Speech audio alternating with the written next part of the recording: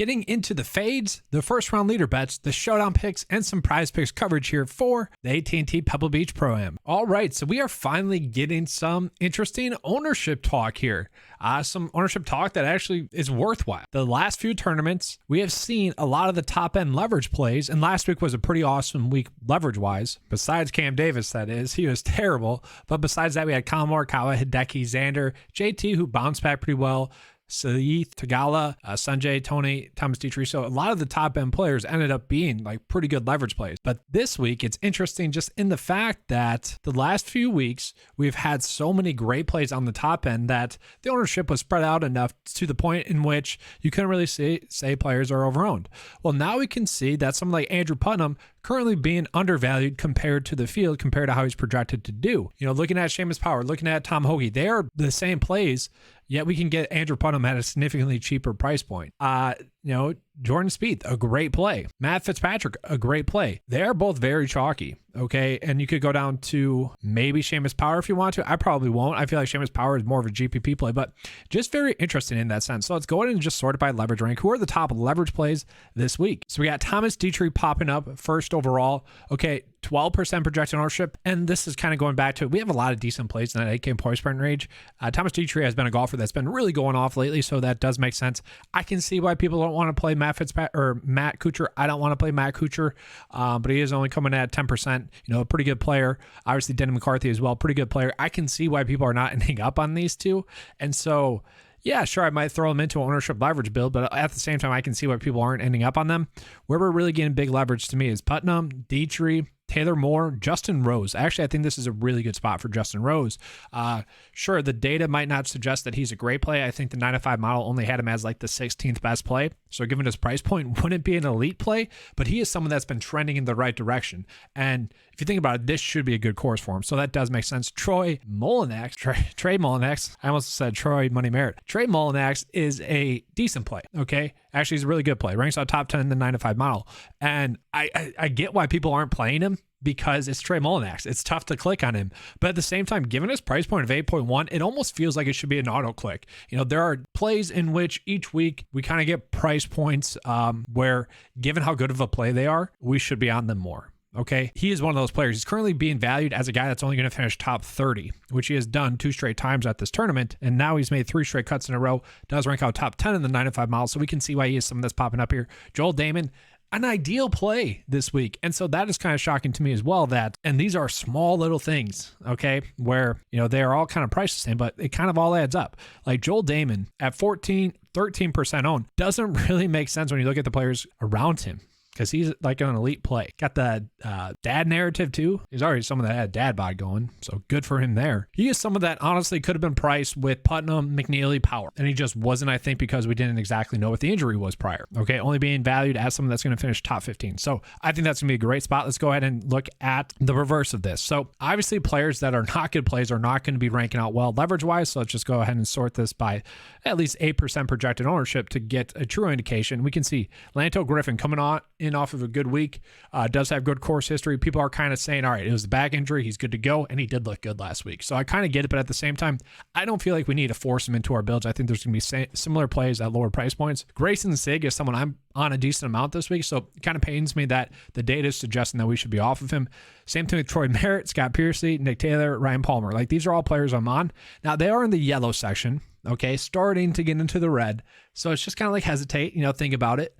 Whereas the red is pretty much saying don't play them. And let's sort this back by 6%. Yeah, no one else really popping up there as players we shouldn't be targeting too much. And so let's just do it by salary real quick. Who is the highest priced players that we should not be on as much, maybe? Jordan Spieth is kind of popping up there. Okay, he's not a terrible play. Ranks out top 20. Same thing with Fitzpatrick. Same thing with McNeely. Like, those guys are kind of starting to be slightly overvalued. Okay. At the same time, I'm ending up on them. It's a week in which I'm perfectly fine to eat that. Okay.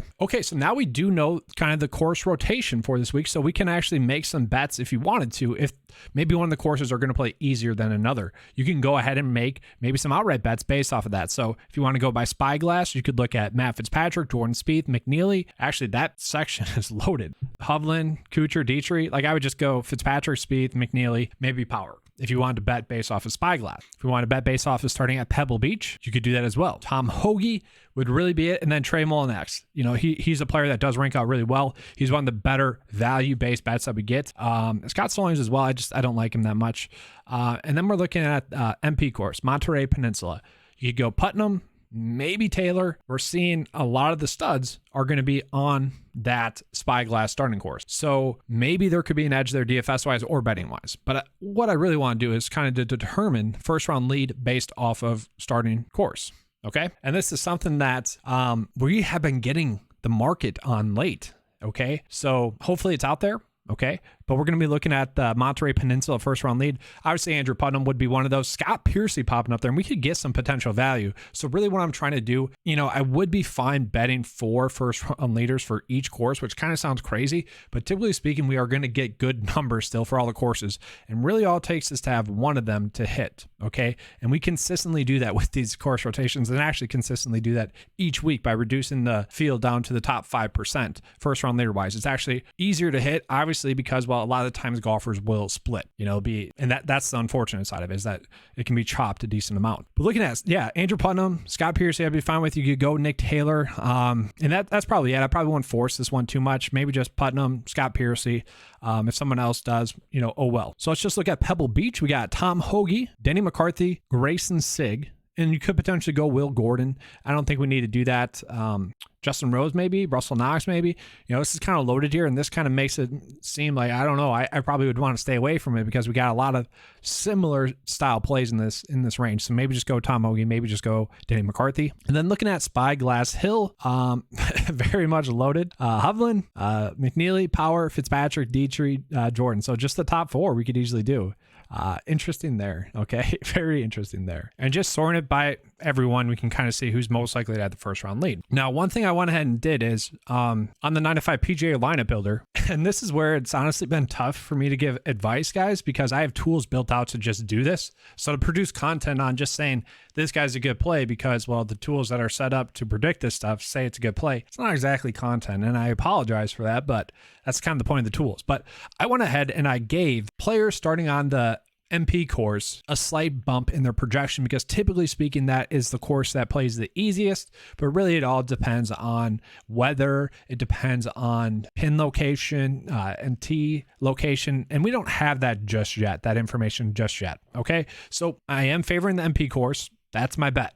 Pretty much. Okay, so we can just go ahead and generate lineups, and I'm assuming players that are going off of the MP course are going to have a slight bump. But we did see that players that were going off of the MP course were not really the best. Okay, so it's going to be interesting to see who it pulls in. So this is something where I would typically favor just the first round leader rank, but also we can kind of see, it is kind of favoring some players that were in the MP course. So very interesting there. It is kind of tough to get on these players on the MP course. So we can see first round leader rank wise, remember Putnam, Piercy, Higgs, Ben Taylor, Nick Taylor, Baddeley, Shank. So those are the players we'd want to be on. We have Kitayama, Webb popping in there. Gosh, Webb, I would have to fade him. Probably take Webb out of there. Webb has been so bad.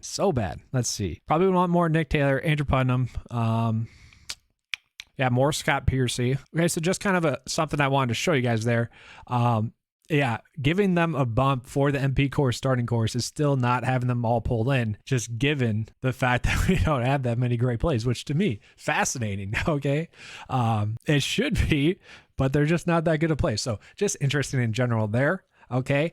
Now let's go ahead and get into some PrizePicks props. All right, let's get into PrizePicks for round 1. As you can see, the edge that we had there in the fairways hit and the greens and regulation props that were out there, we're not really getting just in the amounts. They're only giving us 4 for fairways hit and greens and regulation, which honestly, they probably needed to do. On paper, those had been the props that we've been wanting to attack, and they've been coming through for the most part. It was like, I would say 75% of the ones that were, bets in these 2 categories that we're getting a big edge on hit, which obviously is a pretty good rate. So they probably did need to make some adjustments. I'm curious as to see if it's just for this tournament because it's a 3-course rotation, or even just for this round because the players that we're getting on Pebble Beach, which is the players that they're pulling in here, are not as good as some of the other ones. So just interesting there. We could do strokes, but the scoring average at this tournament is like 70.89, so about 2 under par. But 1.7, but I just don't feel comfortable with these ones. Like if I were going to make some bets like that, I'd probably want to chase maybe Andrew Putnam going off of that easier track. Then we're also getting some pretty good props on like Matt Fitzpatrick. Okay, that's a pretty good number, 69.5.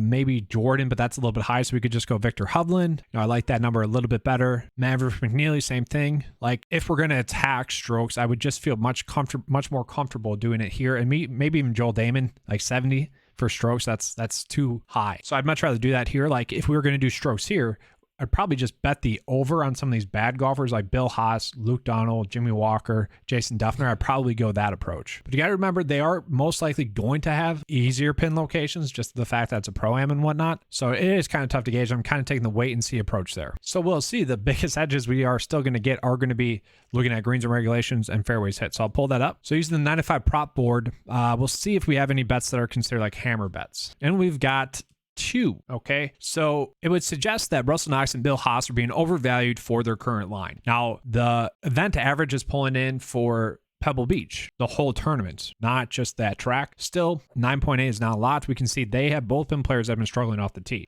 I don't really want to do this for a bet, but it is the best numbers that we're getting out there. So like fairways hit, we bet Russell Knox under 11.5, and then also Bill Haas under 10, which I don't love it. I don't. And then you also could do EVR. More birdies are better than Peter Malnati. Honestly, that's not a bad one. I've noticed that the birdie or better matchups have been more or less 50%. So I've kind of stayed away from those a little bit more. I wish, and I know why they don't now. I wish it was just strokes based, because it'd be so much easier to predict. Now let's just look at the ones that we have good bets on. So greens and regulation under for Scott Stallings, slightly.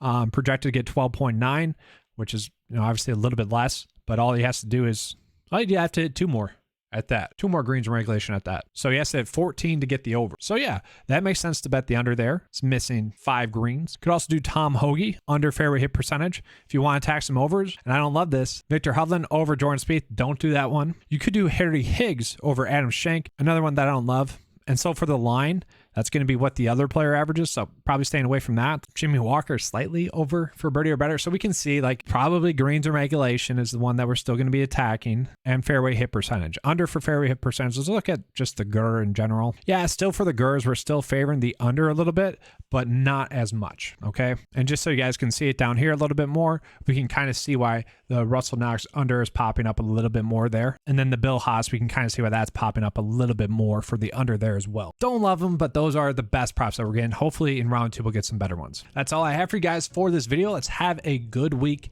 Good luck, guys. Should be a fun event. Pro-Ams are fun, but let's not go too crazy with it. I'm excited to see what we got for props and round 1 showdown. All right, let's have a good slate, and as always, let's keep cashing.